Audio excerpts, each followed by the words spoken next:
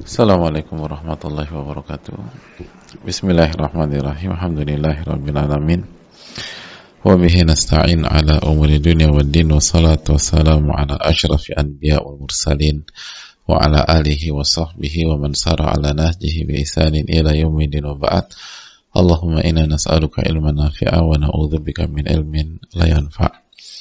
Hadirin Allah muliakan, alhamdulillah kita panjatkan puji dan syukur kita kepada Allah Subhanahu wa taala atas nikmat yang Allah berikan dan Allah limpahkan kepada kita, sebagaimana salawat dan salam semoga senantiasa tercurahkan kepada junjungan kita Nabi kita Muhammadin alaihi salatu wassalam beserta para keluarga, para sahabat dan orang-orang yang istiqomah berjalan di bawah naungan sunnah beliau sampai hari kiamat kelak.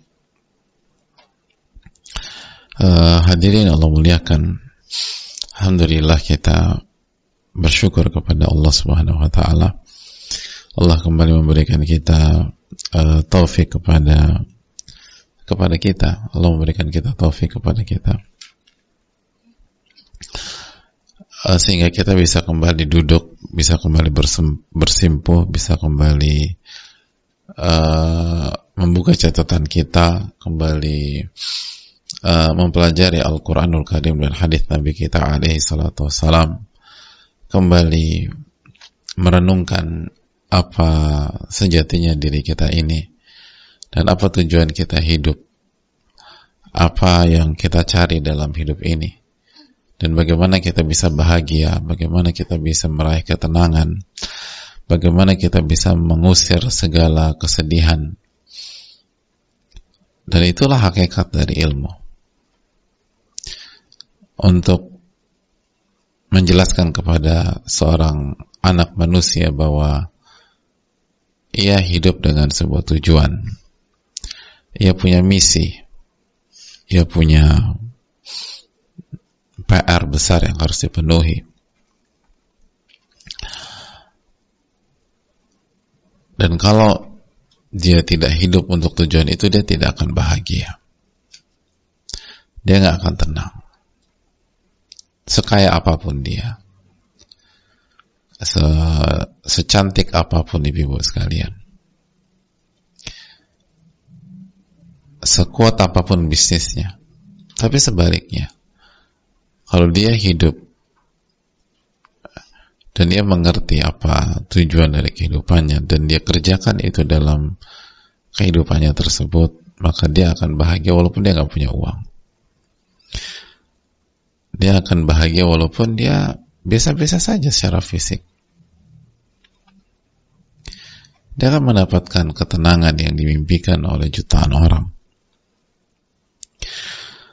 Dan hadirin Allah muliakan, tujuan itu baru bisa terjawab jika kita belajar, jika kita taqarrub, jika kita mengkaji Al-Quranul Karim dan sunnah Nabi kita alaihi salatu wassalam. Karena hanya Allah yang bisa memberitahukan kita itu semua. Dan Allah sudah berfirman, "Lita'lamu anna Allah ala kulli syai'in qadir." Tujuan Allah ciptakan kehidupan ini agar kalian mengetahui dan mengenal dan memahami bahwa Allah lah yang berkuasa atas segala sesuatu. Wa anna Allah qad ahata bi kulli syai'in ilma. Dan ilmu Allah yang mencakup segala sesuatu.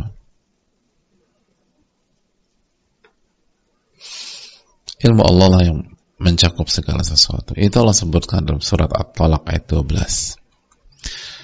Sebagaimana Allah juga berfirman, "Wa ma khalaqtul jinna wal insa illa liya'budun." Tidaklah aku ciptakan jin dan manusia kecuali untuk beribadah kepada diriku. Maka ibu-ibu yang Allah muliakan, disinilah pentingnya kita belajar. Kita belajar bukan agar kita tahu, tapi kita belajar agar kita bisa berubah, biar bisa taat sama Allah, biar bisa bertakwa, biar bisa meraih kebahagiaan kita di dunia dan di akhirat. Semoga kita bisa mencapai itu semua dan semoga Allah memberikan taufik taufiknya kepada kita, amin ya rabbal alamin. Hadirin Allah muliakan, selanjutnya salawat beriring salam semoga senantiasa tercurahkan kepada Rasulullah alaihi salatu wassalam beserta para keluarga, para sahabat dan orang-orang yang istiqamah berjalan di naungan sunnah beliau sampai hari kiamat kelak. Hadirin, kita kembali bersama Al-Wabil Shayyib karya Al-Imam Al-Allama Ibnul Qayyim rahimahullah ta'ala, buku yang mengajarkan kepada kita tentang bagaimana kita mengenal Allah subhanahu wa ta'ala dan bagaimana kita mengingat Allah subhanahu wa ta'ala. Dan kita sedang membahas bahwa manusia itu akan dijegal, akan dicegah untuk mendapatkan kebahagiaannya. Syaitan gak akan tinggal diam. Syaitan gak akan tinggal diam, hadirin. Hawa nafsu kita juga selalu ngajak kepada keburukan, kecuali yang dirahmati oleh Allah. Inna nafsa la'ammaratun bisu'.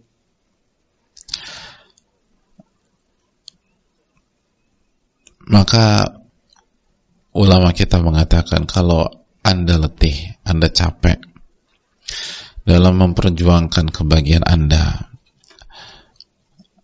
letih dan Anda capek pada saat Anda bertahan untuk terus beribadah kepada Allah subhanahu wa ta'ala,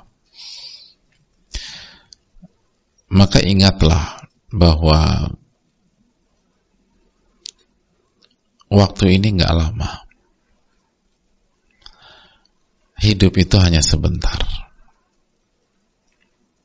Dan di antara yang harus kita ingat adalah sebuah hadis yang dibawakan oleh Al-Allama Ibnul Qayyim rahimahullahu ta'ala.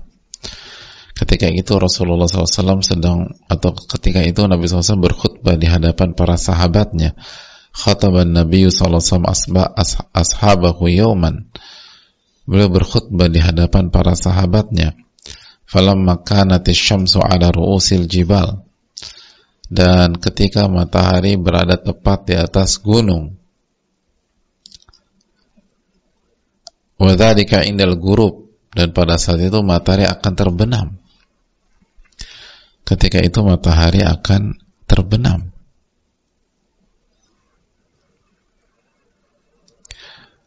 Hadirin Allah muliakan, dalam riwayat yang lain kejadian itu pada asar, pada waktu asar atau pada salat asar. Waqad kadati syamsu tagib, dan pada saat itu matahari akan terbenam. Jadi hadirin Allah muliakan, Nabi SAW berkhutbah di sore hari, itu poinnya, setelah asar, di saat matahari mau terbenam. Di saat matahari akan terbenam. Jadi beliau salat asar, habis salat asar beliau berkhutbah, dan pada saat itu matahari akan terbenam. Lalu apa yang beliau sampaikan kepada kita atau kepada para sahabat beliau sallallahu alaihi wasallam? Beliau katakan, innahu lam yabqa minad dunya fima madha minha illa kama baqiya min yaumikum hadha fima madha min. Beliau menyampaikan bahwa sesungguhnya tidak tersisa dari dunia, dari apa yang telah berlalu darinya, kecuali apa yang tersisa dari hari ini, dari apa yang telah berlalu darinya. Bisa dipahami hadirin? Dalam riwayat, walladzi nafsi biyadih, demi Allah yang jiwaku ada dalam genggaman tangannya, ma baqiya min dunyakum, tidak yang tersisa dari dunia kalian, illa kama baqiya min yaumikum hadza fima madha min, tidak yang tersisa dari dunia kalian kecuali sebagaimana sisa waktu yang kalian punya pada saat ini, pada hari ini, sebelum terbenam.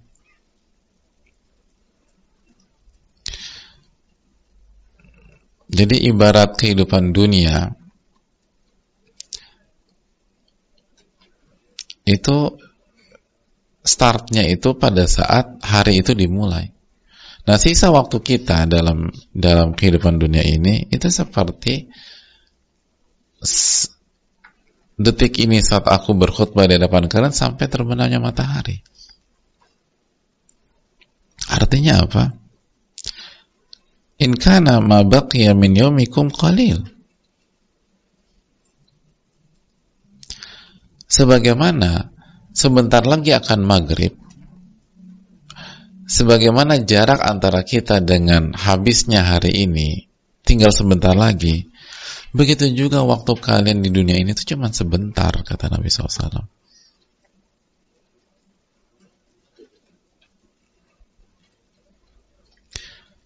Cuma sebentar, nggak lama. Seperti waktu asar menjelang maghrib. Sebagaimana cuma sebentar, hidupkan di dunia pun juga sebentar itu, kata Rasulullah SAW.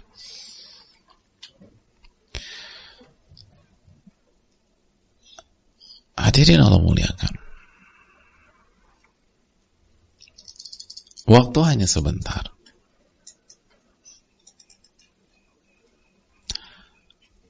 Ini pesan besar dari Nabi kita alaihi salatu wassalam, dan sangat dalam, dan lihat bagaimana Nabi SAW menggunakan contoh yang sangat simpel dan semua orang bisa mengerti.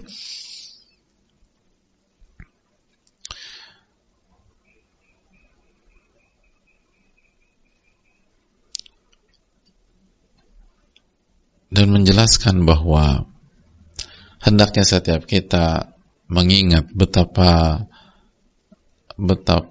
pendeknya kehidupannya dan betapa dekatnya dia dengan kematiannya dan dengan hari kiamatnya. Maka fokuslah beramal untuk akhirat. Dan jangan tersibukkan dengan hal-hal dunia. Dunia itu sibuk tapi sebagai jalan menuju akhirat, bukan jalan yang memalingkan kita dari akhirat. Sangat sebentar.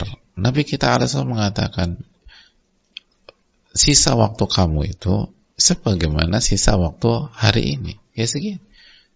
Dan beliau tidak berkhutbah di ba'da zuhur, atau beliau tidak berkhutbah di saat duha, beliau berkhutbah setelah asar. Setelah asar. Ini menunjukkan nggak lama. Jadi coba kita tanya diri kita, kalau kita punya waktu hanya beberapa saat saja, apakah kita akan buang-buang waktu itu? Ingat pada asar. Jika kita punya waktu dari pada asar sampai maghrib, itu selesai semua. Apakah kita akan habiskan dengan santai-santai, tidur-tidur, ketawa-ketawa, ngobrol-ngobrol? Atau kita akan lakukan apa yang bisa kita lakukan? Dan kita nggak peduli apa kata orang, gitu. Mau orang komentarin perubahan kita, kayak mau orang itu, enggak. Saya cuma punya waktu sampai sekian aja. Saya nggak punya waktu banyak. Kita akan lakukan apa yang bisa kita lakukan, yang terbaik yang bisa kita lakukan, dan kita akan berusaha mengejar apa yang masih mungkin bisa kita lakukan. Bahkan kita akan pertaruhkan semuanya. Kenapa? Cuma sebentar. Habis itu selesai.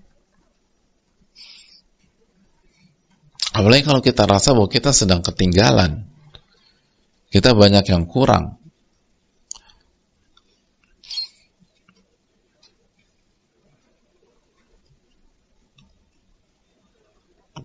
Kalau di sebuah pertandingan olahraga dan waktu tinggal sebentar lagi, itu pelatih akan memasukkan semua strikernya. Apalagi kalau udah ketinggalan, semua strike mungkin yang bisa dimasukkan. Gelandang serangnya akan dimasukkan. Yang bisa dia lakukan. Itu logika berpikir ilmiah. Ya, waktu kita cuma sebentar, hadirin. Apa yang kita lakukan? Kita masih mau santai-santai, masih ngabisin waktu untuk nongkrong A, nongkrong B, nongkrong C, ngobrolin A, ngobrolin B, ngobrolin C, bahkan bicarakan aib A, aib B, aib C, aib D. Ada buang-buang waktu. Waktu kita nggak banyak. Yang harus dipikirkan, apa yang bisa kita lakukan di waktu yang sangat singkat ini? Bagaimana kinerja kita sebagai hamba? Apakah kita sudah ibadah dengan sebenarnya ibadah? Sudahkah kita mentauhidkan Allah dengan sebenarnya tauhid? Sudahkah kita mengenal nama-nama dan sifat Allah? Sudah kenalkah kita Rabb kita? Sudahkah kita mengenal pencipta kita? Sudahkah kita mengenal yang menghadirkan kita dan menciptakan kita yang ada di dunia yang fana ini? Sudahkah kita mengerjakan perintah-perintahnya? Sudahkah kita mengikuti keinginan dan kemauan dan apa yang Allah ridhoi dari kita? Atau selama ini kita sibuk dengan keinginan kita dan kita nggak peduli dengan keinginan Allah Tabaraka wa Ta'ala atau apa yang Allah ridhoi?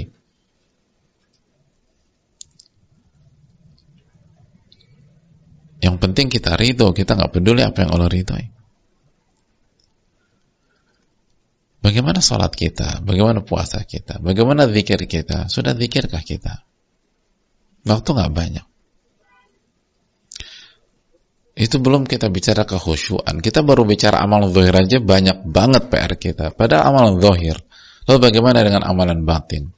Bagaimana dengan amalan hati? Seikhlas apakah kita? Sekuat apa kita menerima perintah dan larangan Allah Subhanahu wa Ta'ala? Seridho apa kita menerima takdir Allah Tabaraka wa Ta'ala? Setawadu apakah kita? Apa kita nggak benar-benar sudah bersih dari kesombongan, dari keangkuhan, dari kearogansian?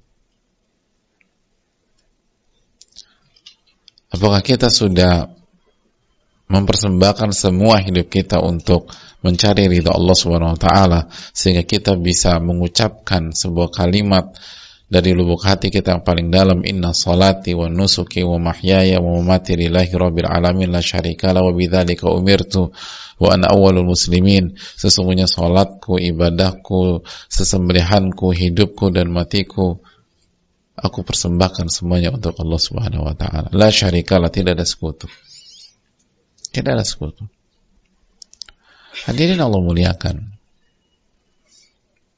Kalau kita masih punya PR di sana, PR di sini, PR di kanan, PR di kiri, PR dalam masalah lisan, PR dalam masalah hati, hati kita masih sombong, kita belum amanah, kita belum jujur, kita masih banyak bapernya, nanti baper lagi, lalu baper lagi. Kita masih tricky dalam hidup. Yang kita kejar bukan ridho Allah tapi ridho pribadi. Maka sadarlah waktu-waktu kita nggak banyak. Sadarlah bahwa waktu kita nggak banyak. Nah, waktu yang sedikit ini apa yang kita lakukan? Itu poin. Kok masih ngelanjutin pola yang sama? Waktu kita nggak banyak kok. Nabi SAW mengatakan, sisa waktu kalian atau sisa waktu kehidupan itu sebagaimana detik ini dengan berakhirnya hari ini. Cuma sebentar, sekarang udah ba'da asar loh, kata Nabi SAW. Sekarang udah ba'da asar, nggak ada waktu lain. Dan detik-detik itu akan berjalan lagi, berjalan terus. Apa yang sudah dipersiapkan? Apa yang sudah dilakukan?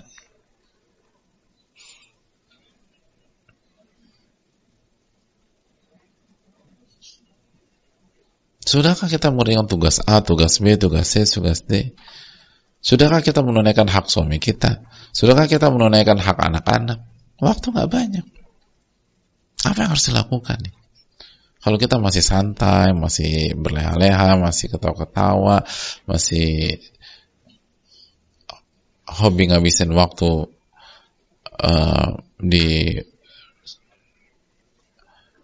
di hadapan gadget kita, di luar kebutuhan kita. Kalau butuh silahkan.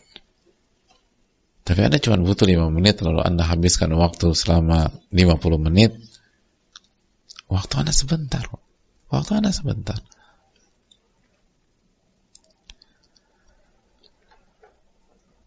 Hadirin Allah muliakan, ini cuma sebentar.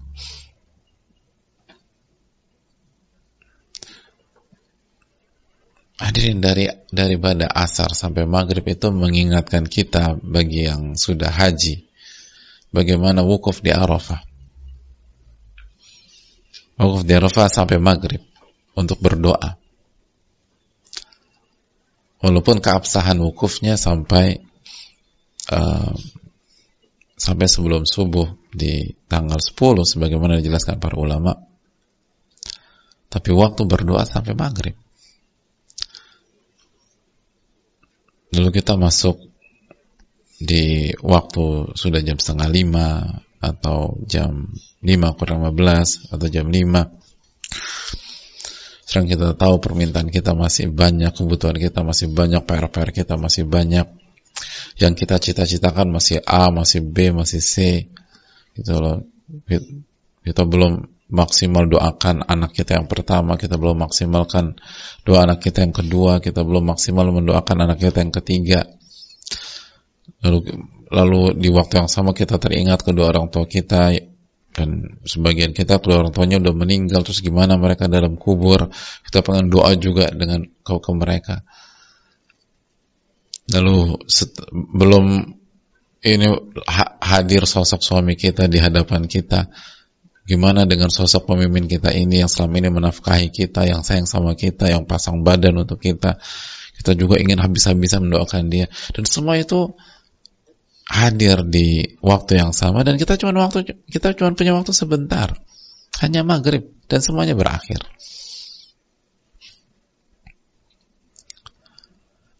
Maka pada saat itu hilanglah rasa ngantuk, hilanglah rasa letih, hilanglah rasa capek, hilanglah rasa jenuh. Kenapa? Karena kita tahu waktu kita nggak banyak, kita semangat lagi, kita doa lagi, kita taqarrub lagi kepada Allah Subhanahu Wa Taala. Nah, harusnya mentalitas itu yang kita miliki saat ini. Ketika kita mendengar Nabi kita SAW bersabda bahwa sisa waktu Anda tuh cuma seperti ini loh. Kok masih bisa santai sih? Kok masih bisa buang-buang waktu? Kok masih bisa ngomongin orang? Kok masih bisa memfitnah orang? Kok masih bisa pakai mata perubahan? Kecuali kalau kita butuh istirahat atau bed rest, itu perkara lain.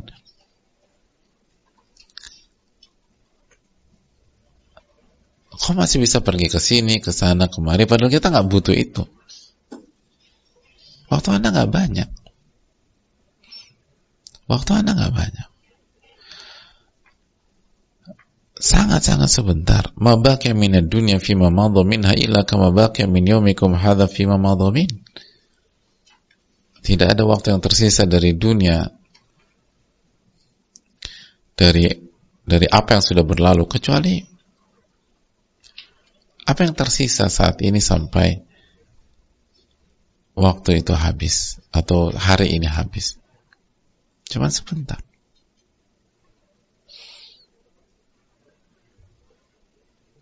Sangat-sangat sebentar.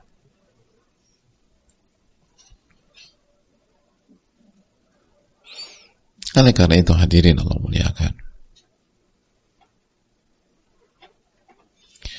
maka kata para ulama, faya'mal li akhiratihi akthar min an yashtagila bidunyahu.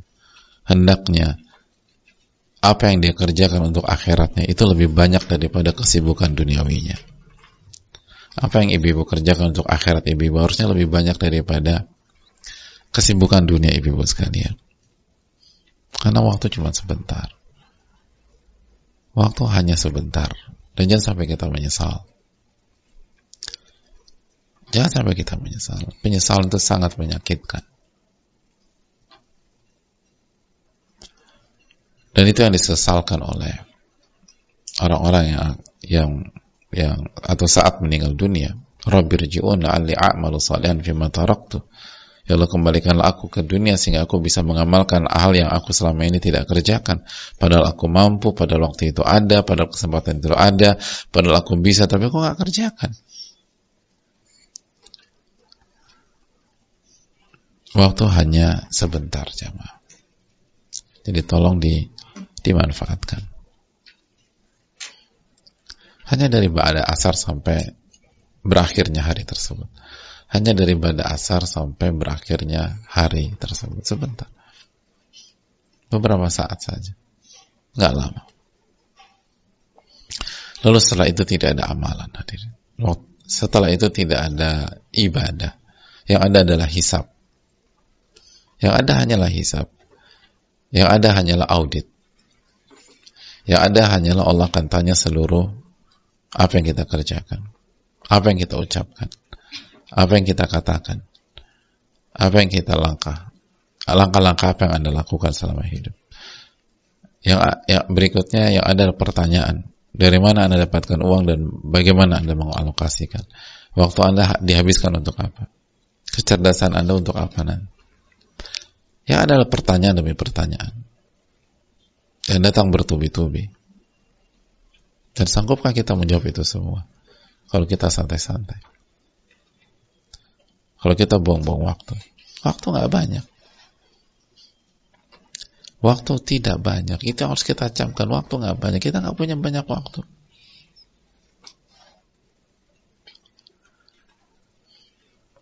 Bahkan itu tadi, seharusnya seorang muslim tuh jangankan waktu untuk ngobrol ya, waktu untuk capek aja nggak ada sebenarnya. Seharusnya kita berpikir demikian. Dan itu makanya saya bilang tadi, ini mengingatkan kita seperti di wukuf di Arafah. Lagi capek, letih, begitu ya Allah sebentar lagi maghrib, itu capek itu hilang, letih itu hilang. Gak ada waktu untuk letih. Anda akan kehilangan momentum.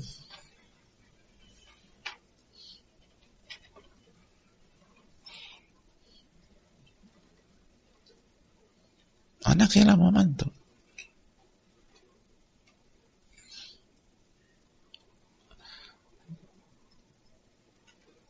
Kita capeknya luar biasa, capek luar biasa. Lalu kita ada flight pagi dan ini adalah perjalanan sangat penting, makanya kita belum sangat kurang tidur selama 3 hari ini karena persiapan dan preparation untuk keberangkatan safar kita ini. Kita sibuk ini, kita sibuk itu, segala macam. Itu badan sakit-sakitan.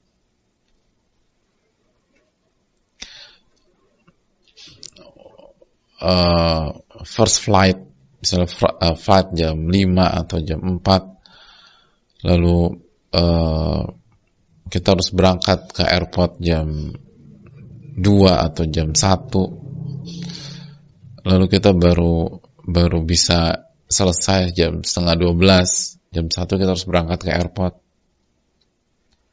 atau jam 2 kita harus berangkat ke airport, kita baru selesai jam setengah 12 atau jam 12. Oke, ada window 1 jam atau 45 menit untuk tidur. Lalu kita putuskan untuk tidur. Bayangkan itu pas bangun tuh beratnya kayak apa coba. Baru 2 hari 3 malam mungkin belum tidur, atau sangat-sangat sedikit lah waktu kita untuk tidur selama 3 atau 2 hari ini. Dapat kesempatan tidur cuma 45 menit. Pas kita dibangunkan dan sangat berat, kita akan kata pada diri kita, saya nggak punya waktu untuk capek, saya nggak punya waktu untuk tidur, saya nggak punya waktu untuk letih, saya harus bangun, saya harus mandi, dan saya harus berangkat ke airport. Kapan nanti saya tidur? Nanti di pesawat, itu bahasa.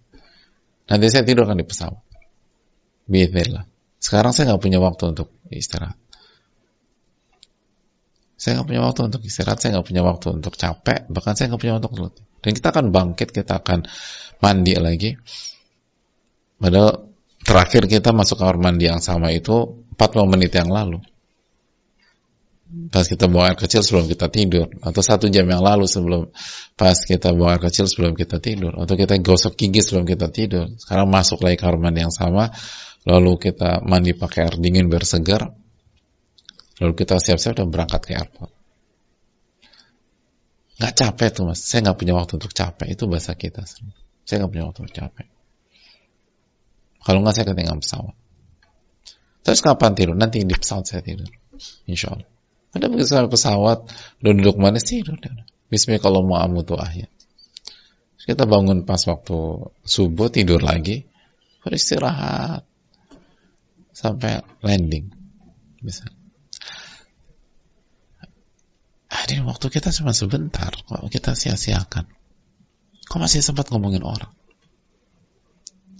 Kira-kira pada saat kita ngejar pesawat gitu, ada gosip terhot gitu, terpanas, kira-kira kita sempat dengar nggak? Saya nggak punya waktu untuk dengar itu. Lalu teman kita bilang, lu udah berubah ya, nggak mau dengerin isu lagi? Nggak, gue nggak punya waktu gitu. Gue nggak punya waktu. Gue harus kejar flight.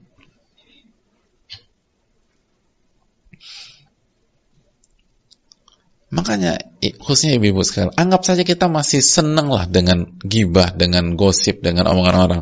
Pertanyaan, emang kita punya waktu dengerin itu? Itu poinnya. Emangnya Anda punya waktu ya?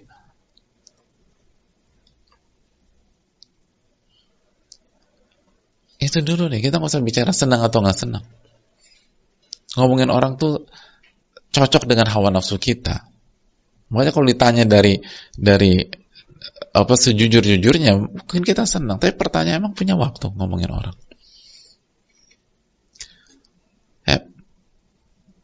Anggap saja kita masih senang ngedengerin urusan orang, ngebahas urusan orang. Pertanyaan simpel, emang masih punya waktu ngurus urusan orang? Masih punya waktu?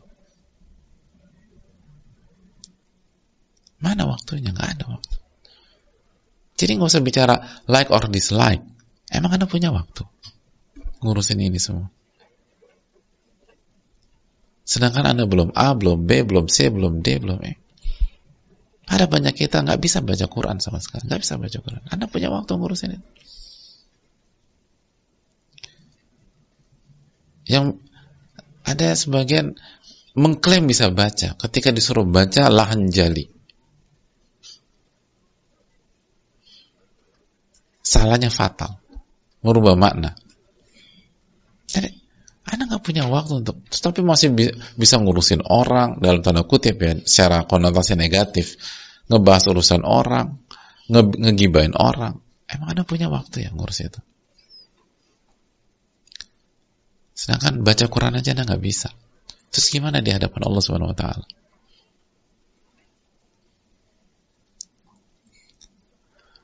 Gimana di hadapan Allah?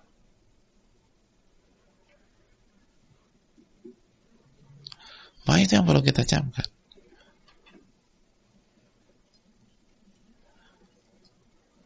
Mbak, ini ada berita lagi tentang si A. Tanya sama teman kita itu. Tunggu. Bukannya lo punya 3 anak ya? Iya. Emang kenapa lo lupa? Enggak. Justru kayaknya lo yang lupa. Emangnya lo punya waktu ngurusin beginian? Gimana kalau Allah tanya tentang pendidikan 3 anak Anda itu? Masih punya waktu ngomongin A, ngomongin B, ngomongin C.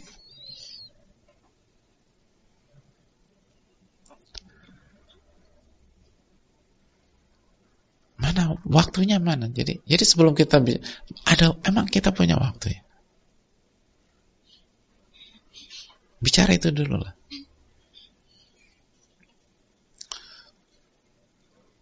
Kita ini nggak punya waktu, hadirin. Tapi syaitan dan hawa nafsu kita membuat sebuah konspirasi sehingga seakan-akan kita banyak waktu. Nggak punya waktu kita. Makanya jangankan untuk santai, untuk capek aja. Seringkali kita tuh nggak punya waktu untuk capek.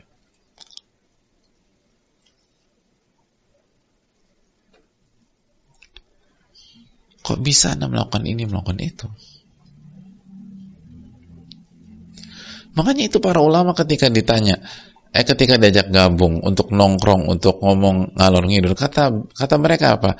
Saya minta tolong berhentikan matahari yang sedang bergerak di atas. Maksudnya berhentikan waktu. Kalau Anda bisa berhentikan matahari, kita akan bicara. Kalau enggak, saya nggak punya waktu.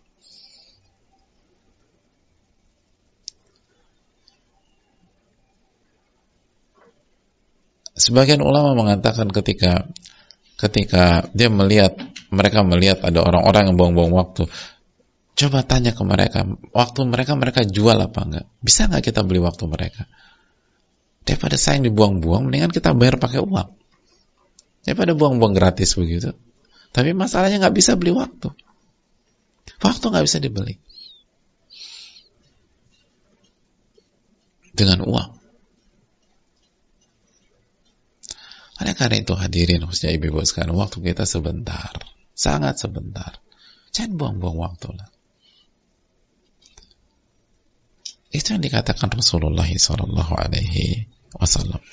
Ini yang bisa disampaikan, semoga bermanfaat. Kita buka sesi tanya jawab. Wassalamualaikum warahmatullahi wabarakatuh.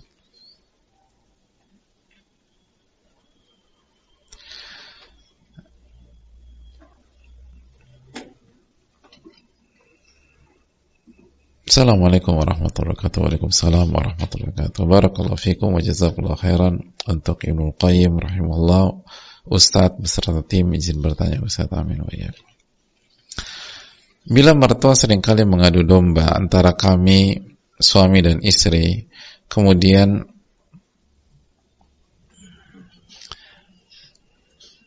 memfitnah dan qadarullah kami berhasil lalui berbagai gelombang masalah bersama mertua, mulai minta dibelikan rumah dengan cara memaksa membayar hutang-hutangnya, sampai kami menjual mobil kami agar mertua tidak dikejar-kejar rentenir. Sampai bapak mertua diusir dari rumah, maka bapak mertua dikoskan agar ada tempat tinggal. Masalah hadir ketika ada adu domba saya dan suami, lalu fitnah kepada keluarga besar saya. Apakah boleh bila saya sedikit menjaga jarak dengan keluarga mertua yang sepertinya ingin pula tinggal di rumah kami, mengingat rumah yang ditempati katanya ingin diberikan ke adiknya yang nganggur? Terima kasih atas pertanyaannya. Jawabannya boleh. Dijelaskan oleh para ulama kita. Dijelaskan oleh para ulama kita bahwa salah satu hak istri itu punya tempat tinggal yang bisa memberikan hak privasi untuk dia.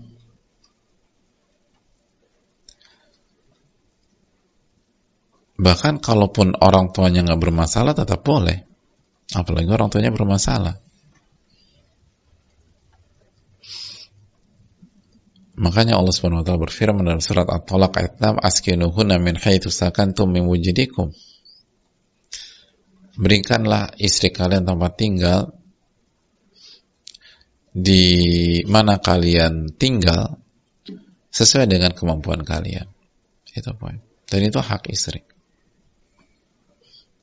Kecuali kalau istri ridho tinggal bareng mertua atau tinggal bareng ini. Kalau istri nggak ridho, dia punya hak untuk punya privasinya sendiri. Jadi itu diperbolehkan oleh sebagaimana keterangan para ulama kita, dan dalilnya jelas surat At-Talaq ayat 6 tadi kita bacakan. Itu poin pertama. Poin yang kedua, banyak-banyak minta pertolongan kepada Allah. Jadi ketika kita diuji dengan mertua seperti ini, kita harus lebih banyak lagi minta pertolongan kepada Allah. Terus yang berikutnya, kita dengan suami harus solid. Harus solid. Harus saling percaya. Dan perlu briefing gitu loh. Briefing rutin.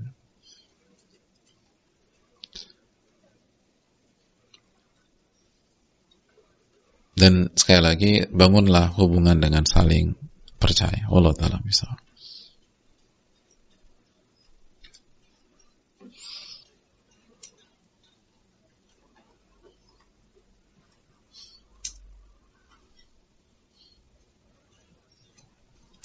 Assalamualaikum warahmatullahi wabarakatuh. Perkenalkan, saya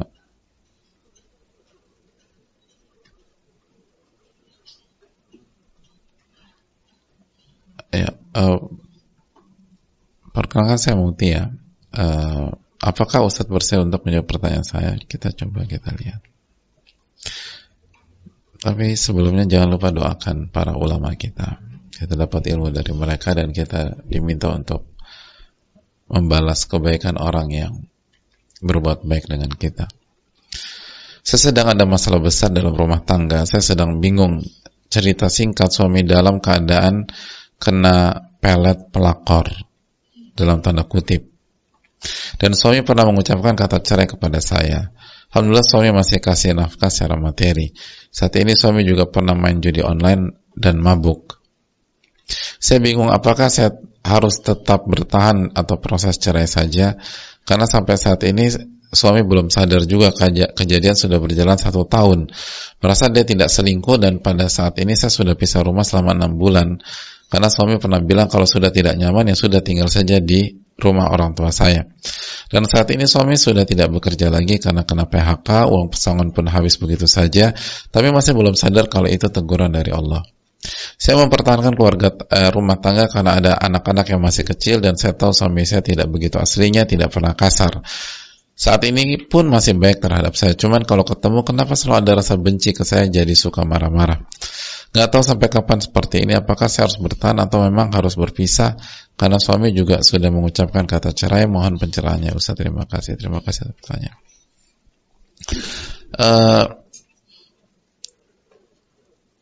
Perlu dipastikan apa yang maksud dengan pelet pelakor.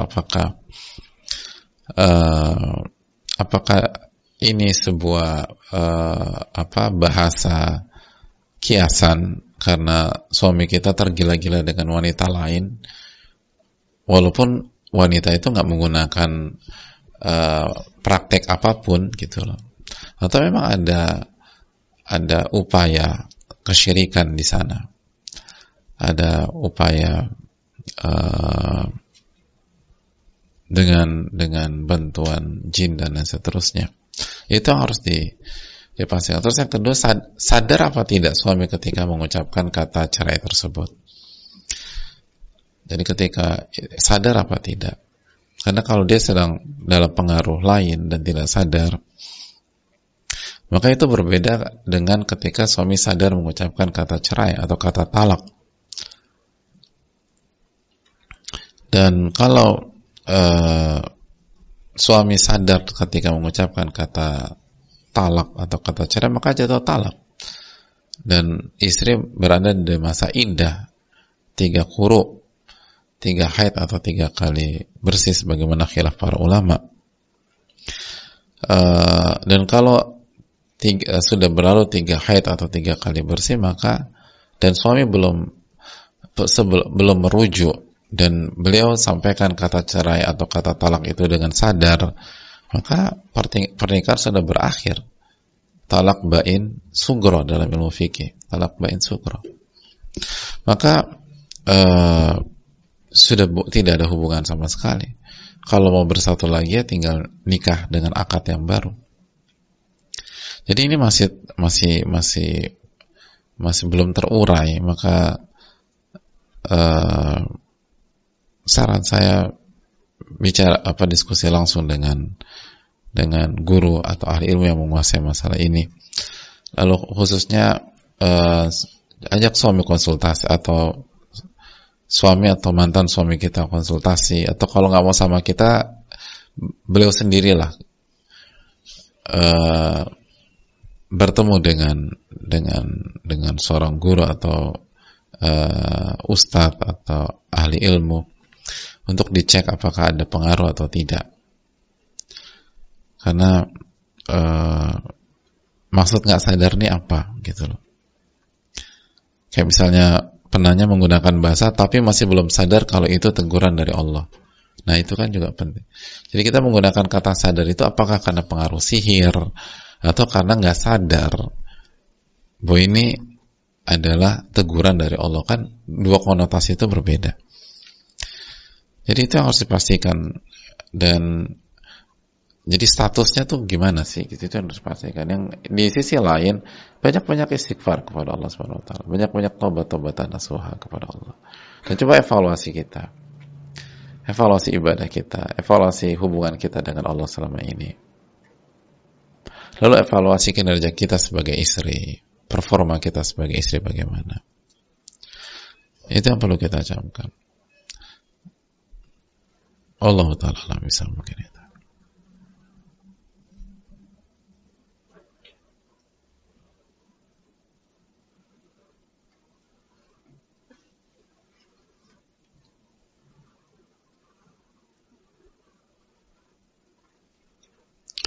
Assalamualaikum warahmatullahi wabarakatuh. Waalaikumsalam warahmatullahi wabarakatuh. Semoga Ustadz, tim kajian kaum muslimin selalu sehat dalam lindungan Allah Subhanahu wa taala. Amin ya rabbal alamin. Dan jangan lupa doakan Al-Allamah Ibnul Qayyim dan para ulama kita hadirin. Ustaz, saat ini saya sedang proses dengan laki-laki. Qadarullah untuk tingkat pendidikannya di bawah saya, beliau SMA dan saya S2. Insya Allah beliau mau melanjutkan studi S1, umurnya juga selisih 5 tahun lebih muda, pekerjaan dan lain-lain. Beliau mau menerima kekurangan saya yang belum tentu laki-laki lain bisa menerima. Saya menuju ke tahap yang lebih serius, namun hati saya flat saja, Ustaz. Mungkin ini juga doa saya yang diijabah oleh Allah SWT untuk tidak mencintai sebelum akad nikah. Mohon nasihatnya untuk saya, Ustaz, agar hati saya mantap atau hilang keraguan dan perbedaan yang lumayan ini tidak menjadi kendala di kehidupan rumah tangga kami nanti, agar saya tetap patuh dan hormat kepada suami. Saya melihat insya Allah beliau orang yang baik agama dan akhlaknya. Jazakallahu khairan, barakallahu fikum. Semoga pertanyaan saya ini termasuk yang dibacakan agar selanjutnya membantu saya ringan untuk melangkah dan hilang keraguan. Hadirin Allah muliakan, yang pertama bahwa intinya tuh bukan lulusan ya, tapi intinya tuh kemampuan dan skill dan kualitas setiap orang.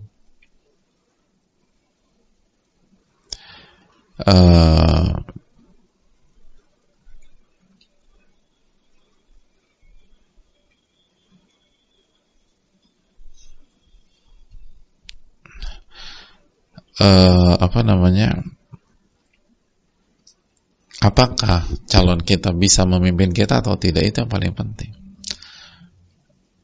Beliau nggak lulus SMA, nggak lulus SMP, nggak lulus SD bahkan, tapi dia bisa ngelit kita, dia bisa mimpin kita sebagai seorang suami kepala rumah tangga. Pertimbangkan, dia lulusan S3 tapi dia nggak bisa mimpin. Pikirkan lagi. Ini bukan tentang lulusan apa. Walaupun lulusan penting, makanya kan mimpin poinnya. Orang tuh nggak akan bisa mimpin, apalagi mimpin istrinya yang lulusan S2, kecuali dia punya value, lalu punya pengetahuan yang cukup, dan dia punya karakter, dia punya banyak hal. Jadi fokus, dan bukan tentang lebih muda atau lebih tua. Ada banyak suami lebih tua nggak bisa mimpin. Ada banyak suami lebih muda jago mimpinnya. Ini bukan tentang muda atau tua. Ini bagaimana memimpin. Karena Allah berfirman, Ar-rijalu qawwamuna 'ala nisa dalam surat An-Nisa 34. Laki-laki itu pemimpin bagi istri atau wanita. Adapun namun hati saya flat saja, hati yang datar-datar saja, belum tentu positif. Karena Nabi kita SAW bersabda dalam hadis tentang melihat calon, itu kala unzur ilaiha fa innahu ahra an yuaddi ma bainakuma. Lihatlah bagian tubuh dari dia, karena melihat itu lebih mendukung untuk kelanggengan kalian berdua nanti setelah kalian menikah. Jadi artinya adalah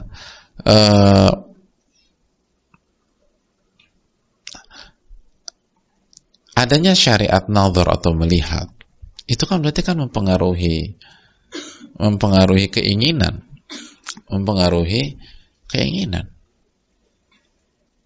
Nggak flat amat gitu loh. Ada rasa suka, ada rasa ingin, ada rasa itu poin. Tapi nggak sampai terfitnah gitu loh hadirin. Jadi maksudnya kalau memang kita nggak punya rasa sama sekali, padahal kita udah ngelihat atau ini, mungkin bisa dipertimbangkan. Bisa nggak kita bangun rasa itu ketika kita sudah menikah? Jangan-jangan memang bukan tipe kita dan memang kita tuh nggak cocok sama dia, bisa jadi demikian. Artinya bedakan antara tidak jatuh cinta dulu sebelum menikah dengan sama sekali nggak punya perasaan, walaupun beberapa persen gitu, flat gitu aja. Karena punya ketertarikan, mungkin tepatnya ketertarikan ya. Itu adalah salah satu tujuan dari nazar atau melihat sebelum pada saat proses dijelaskan para ulama fikih. Allah Ta'ala bisa mungkin itu. Dan banyak doa sama Allah Subhanahu wa taala. Allah Ta'ala. Assalamualaikum warahmatullahi wabarakatuh. Waalaikumsalam warahmatullahi wabarakatuh. Semoga Ibnul Qayyim serta ulama yang lain selalu dalam rahmat Allah Subhanahu wa taala. Amin. Dan semoga ustadz, keluarga, tim serta semua umat muslim selalu dalam rahmat dan lindungan Allah. Amin ya rabbal alamin. Ustadz, alhamdulillah saya memiliki orang tua yang baik dengan karakter yang berbeda. Bapak saya orangnya sabar, sedangkan ibu saya punya watak keras. Sedangkan ibu saya punya watak keras. Bicaranya suka bentak-bentak termasuk ke bapak saya.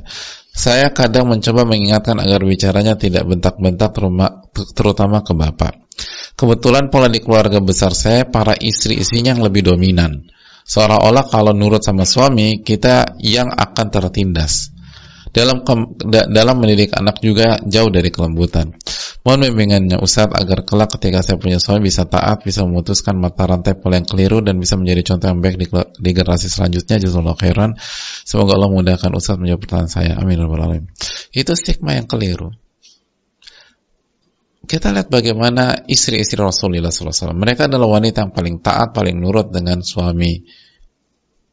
Dan apakah mereka tertindas? Tidak. Mereka bahagia. Mereka wanita yang paling bahagia. Padahal mereka menjalani proses bukan monogami. Dan mereka sangat nurut. Dan mereka bahagia.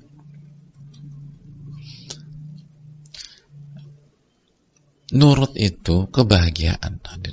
Itu kaidah.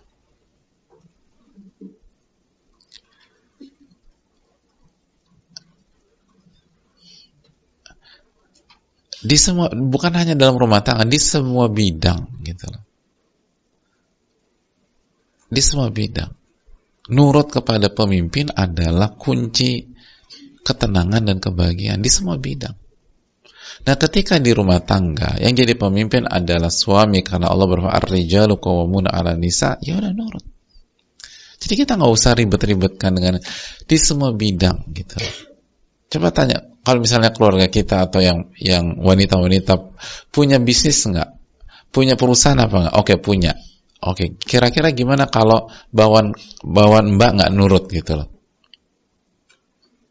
Nyaman nggak? Ya nggak nyaman lah. Itu kan harus nurut sama pemimpin. Ya udah, Allah berfirman ar-rijalu qawwamuna 'alan nisa. Laki-laki pemimpin dalam rumah tangga.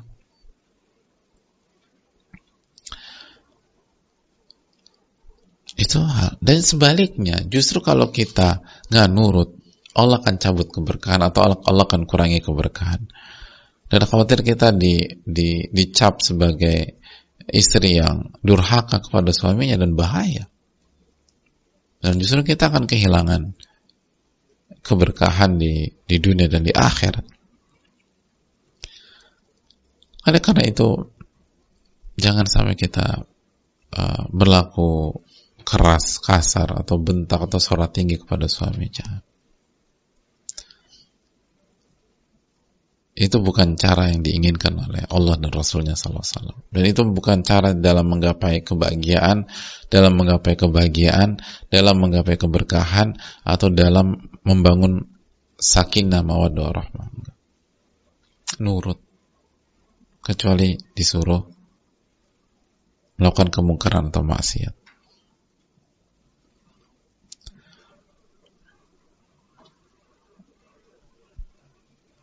Itu hal yang perlu kita camkan. Dan perlu diputus mata rantai ini. Dan kita pribadi harus hati-hati karena kita punya DNA itu loh. Karena infonya keluarga besar kita punya itu, maka kita pun dikhawatirkan punya DNA tersebut. Maka benar-benar harus tindakan preventif sebelum kita menikah. Harus banyak minta tolong sama Allah, doa sama Allah, lalu perbaiki, lalu pelajari bagaimana wanita harus bersikap, lalu baca bagaimana kehidupan para wanita-wanita hebat zaman dulu, dan bagaimana mereka melayani suami mereka, mereka nurut sama suami mereka, dan itu tidak membuat mereka terinjak-injak, tidak membuat mereka teraniaya, tidak membuat mereka hancur, tidak membuat mereka terzolimi. Enggak.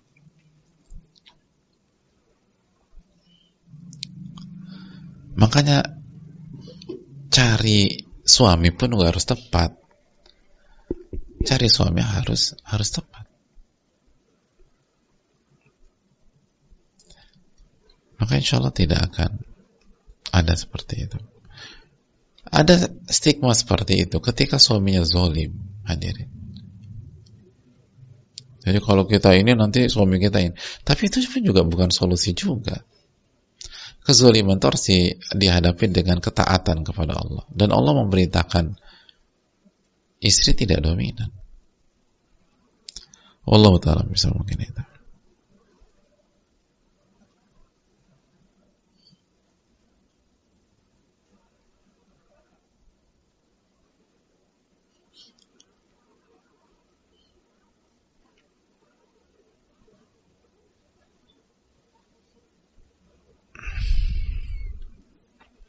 Assalamualaikum warahmatullahi wabarakatuh. Waalaikumsalam warahmatullahi wabarakatuh. Semoga Allah senantiasa merahmati Imam Ibnul Qayyim, para ulama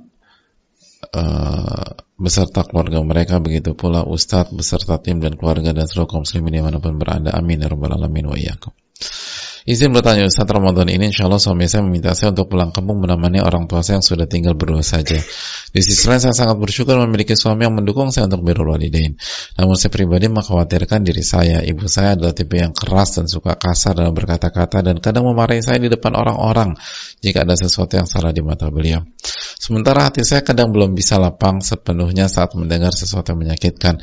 Mohon nasihat Ustaz agar saya bisa berhati lapang saat berhadapan dengan ortu, dan bagaimana mengubah karakter yang tidak lemah lembut menjadi lemah lembut, karena suami pernah bilang kita gaya bicaranya memang begini, sukunya bukan tipikal lemah lembut. Jazakallahu khairan wa barakallahu fikum. Ya.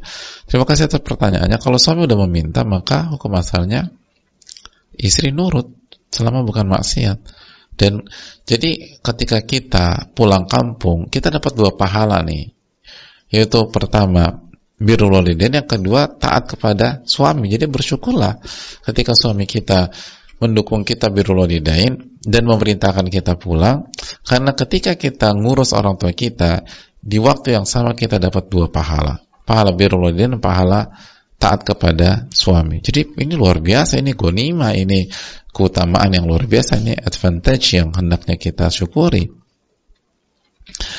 Adapun ibu kita keras dan suka kasar, hadapi dengan tawakal kepada Allah, hadapi dengan zikrullah, dan persiapan dari sekarang. Kuatkan hati kita dan menguatkan hati dengan zikrullah azza wa jalla, dengan beribadah dan jaga ibadah malam, sehingga pada saat kita pulang di Ramadan nanti iman kita udah oke, hati kita udah cukup bersih, lalu kita lebih enak ngadepin itu. Dan ngadepin ibu kita yang seperti itu, jangan fokus ke apa yang diucapkan, tapi fokus pada apa yang Allah firmankan dan Nabi SAW ucapkan. Khudil afwa wa'mur bil urfi wa'arid 'anil jahilin, misalnya. Khudil afwa, maafkan. Wa'mur, tetap ajak kebaikan dan berpaling dari orang-orang bodoh. Dan fokus pada zikrullah. Ingatnya sama Allah, jangan ingat sama kata-kata yang diucapkan. Yang bikin kita sakit hati itu karena kita ingat apa yang diucapkan oleh beliau. Coba kalau kita lupa, atau kita nggak dengar gitu, ada orang caci maki kita nggak dengar apa yang diucapkan, kira-kira kita sakit hati nggak? Enggak. Ya udah, jangan didengerin. Tetap fokus pada tugas kita birrul walidain. Lalu suami pernah bilang kita bicaranya kasar atau bukan bukan kasar ya, mungkin keras, artinya tidak lemah lembut mungkin, dan bahasa yang keras ini mungkin berkaitan dengan suku tertentu. Bisa dirubah kok, bisa dirubah. Saya punya beberapa teman yang tipikal sukunya tuh nggak begitu bahasanya, tapi dia bisa lembut luar biasa. Kenapa? Didikan orang tua dan mujahadatun nafas untuk bersikap baik. Untuk bersikap baik. Wallahu ta'ala bisa mungkin itu. Allah Ta'ala bisa.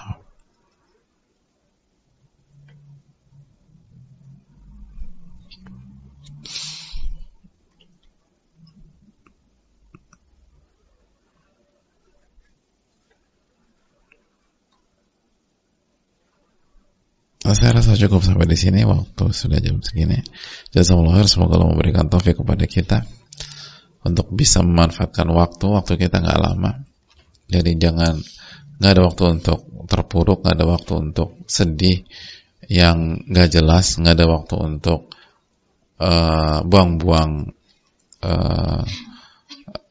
momentum. Maksimalkan apa yang kita bisa lakukan. Kita tutup subhanallah wa la ilaha illa anta astaghfiruka wa atubu ilaik. Assalamualaikum warahmatullahi wabarakatuh. Syukran.